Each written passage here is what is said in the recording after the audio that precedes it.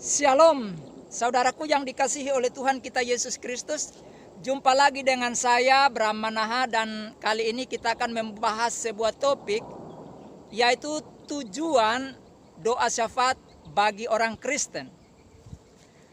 Untuk membahas ini lebih jauh, lebih dalam, maka marilah kita mendasari dengan bagian firman Tuhan yang tertulis di dalam surat Rasul Paulus kepada jemaat Tuhan di jemaat Efesus.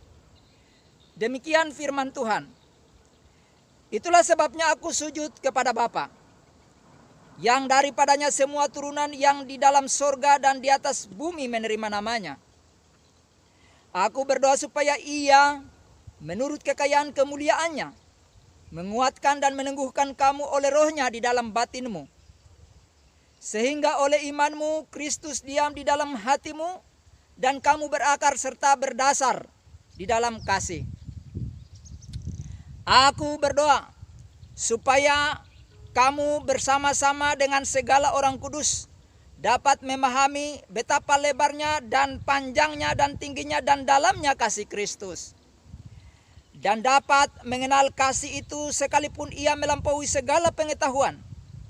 Aku berdoa supaya kamu dipenuhi di dalam seluruh kepenuhan Allah. Bagi Dialah yang dapat melakukan jauh lebih banyak daripada yang kita doakan atau pikirkan, seperti yang ternyata dari kuasa yang bekerja di dalam kita.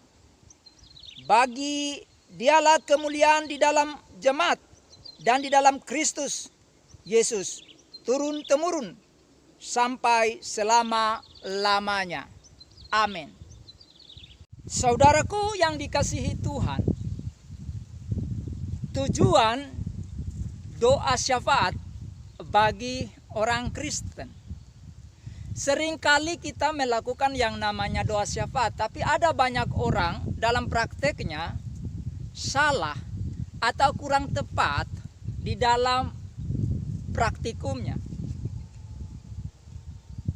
Sebelumnya kita harus tahu apa itu doa syafaat. Doa syafaat adalah berdoa untuk orang lain atau sesuatu yang bukan kebutuhan kita pribadi, namun mencakup orang lain atau kebutuhan yang lebih luas. Lingkungan, misalnya bangsa, gereja, bangsa lain, orang lain, dan seterusnya, yang tidak berorientasi pada diri sendiri, tetapi kepada yang lain. Itu yang disebut dengan doa syafaat. Lalu apa tujuan doa syafaat bagi orang Kristen? Jadi kita sebagai orang Kristen, kita berdoa bagi orang Kristen lain, itu apa tujuannya? Sebagaimana yang dicontohkan oleh Rasul Paulus di dalam doa syafaatnya bagi jemaat Tuhan yang ada di kota Efesus, dan bagi orang Kristen secara universal, bahkan sampai turun-temurun hingga pada hari ini bagi kita sebagai orang Kristen.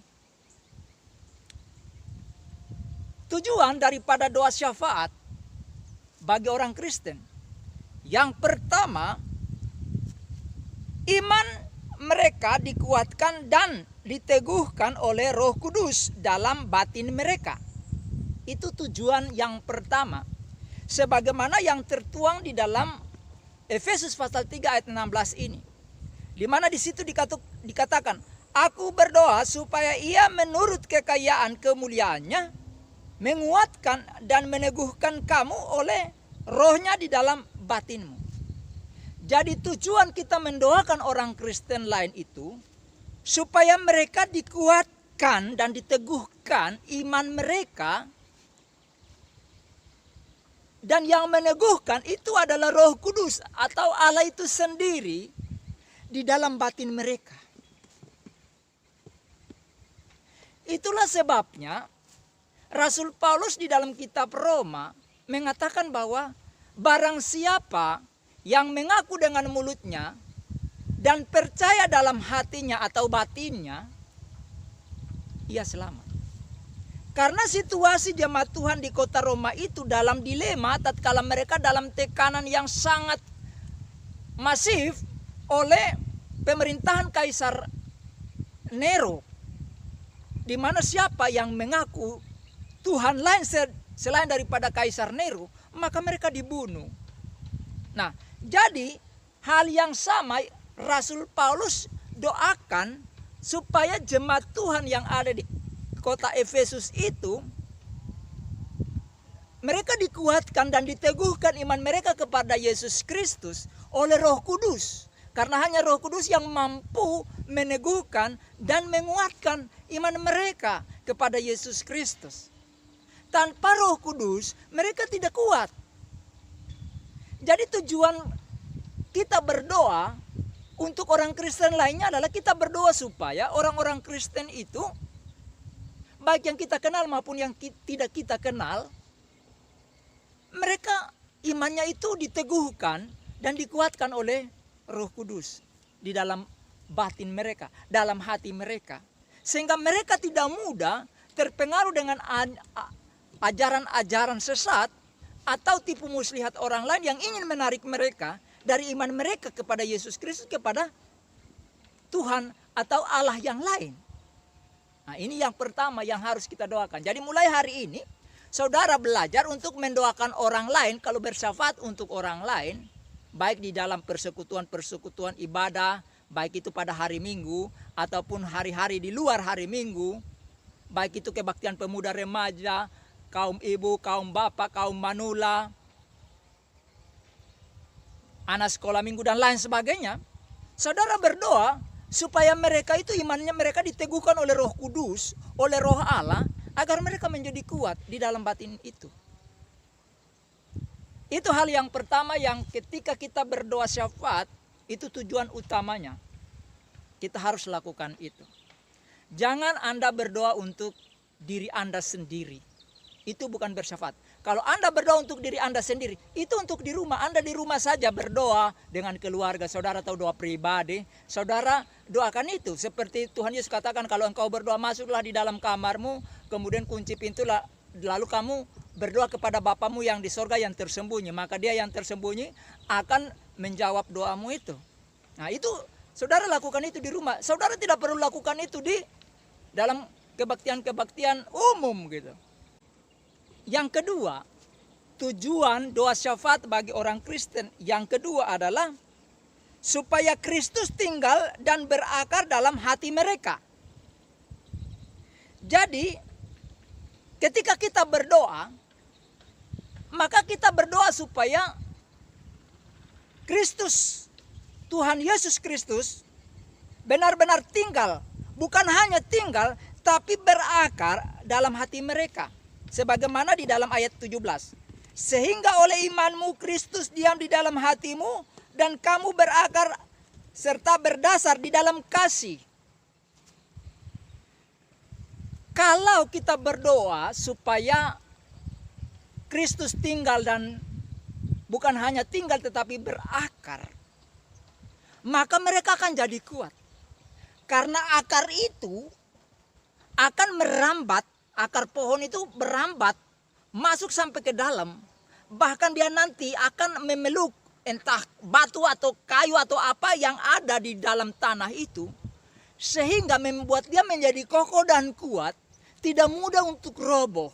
Sehingga walaupun ada angin badai menerpanya, akar itu mampu untuk menahannya. Sehingga dia tidak bisa roboh dari tempatnya.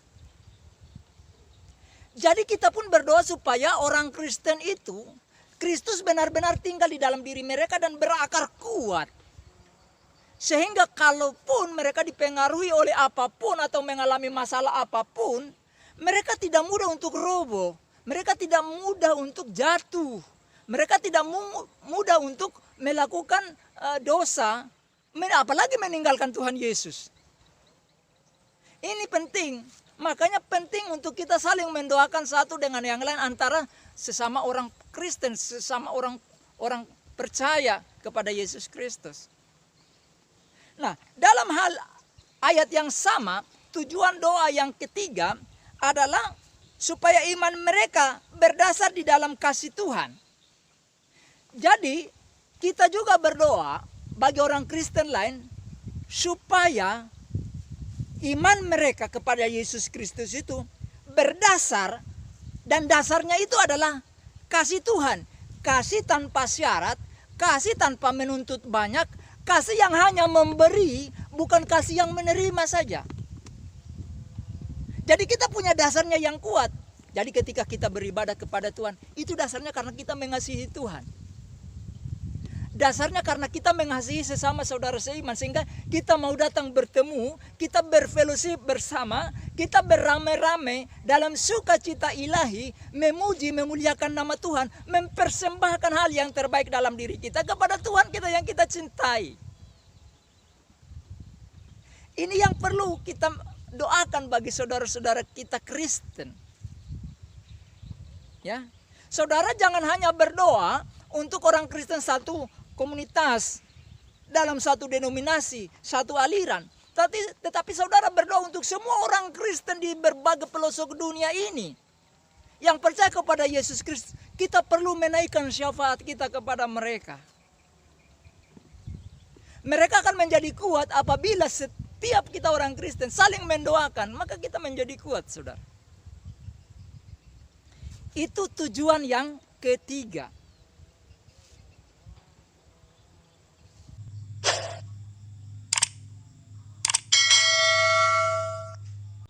Selanjutnya saudaraku, tujuan doa syafaat bagi orang Kristen berdasarkan firman Tuhan ini yang dicontohkan oleh Rasul Paulus adalah supaya orang Kristen ini memahami betapa lebar dan panjang dan tinggi dan dalamnya kasih Kristus. Hal ini tercatat di dalam ayatnya yang ke-18, di mana dikatakan, aku berdoa supaya kamu bersama-sama dengan segala orang kudus dapat memahami betapa lebarnya dan panjangnya dan tingginya dan dalamnya kasih Kristus. Supaya orang Kristen ini memahami betapa kasih Tuhan itu kepada kita. Saudaraku, pernah saudara berpikir bahwa kasih Tuhan itu begitu besar terhadap saudara? Begitu lebarnya sehingga tidak terjangkau. Betapa dalamnya, betapa tingginya, betapa luasnya kasih Tuhan itu. Saudara, kita tahu bahwa Tuhan itu hidup dalam kemegahannya di sorga, tanpa mengalami kesulitan, tanpa merasakan yang namanya kesusahan hidup. Tapi karena cintanya terhadap saudara dan saya, cintanya terhadap manusia berdosa ini, dia rela meninggalkan kemegahan itu, saudara, dan memunculkan dirinya. Dia mengambil rupa seorang manusia seperti saudara dan saya, bahkan lebih rendah dari kita, mengambil rupa hamba, menjadi hamba. Bukan hanya menjadi manusia, tapi menjadi hamba, menjadi kacung, menjadi babu, menjadi pesuru, menjadi orang yang tidak berarti. Bahkan dikatakan, dia rela untuk disiksa. Dia rela dicambuk dari pagi, saudaraku. Subuh-subuh kurang lebih jam 3 pagi sampai jam 12 siang. Cambuk tidak pernah berhenti pada tubuhnya. Dia dihujat, dia dihina, bermacam-macam hinaan, semua hinaan itu yang dilontarkan seharusnya kita yang terima, diberikan kepada dia. Ini supaya kita mengerti betapa kasih Tuhan kepada kita. Bahkan ada orang mengatakan, kok Tuhan kok mau jadi manusia? Kok dia mau berak, dia mau kencing, dia mau pakai atribut manusia. Betapa hinanya Tuhan itu. Tapi Tuhan ingin memberikan dirinya terhina sedemikian rupa karena cintanya terhadap saudara dan saya.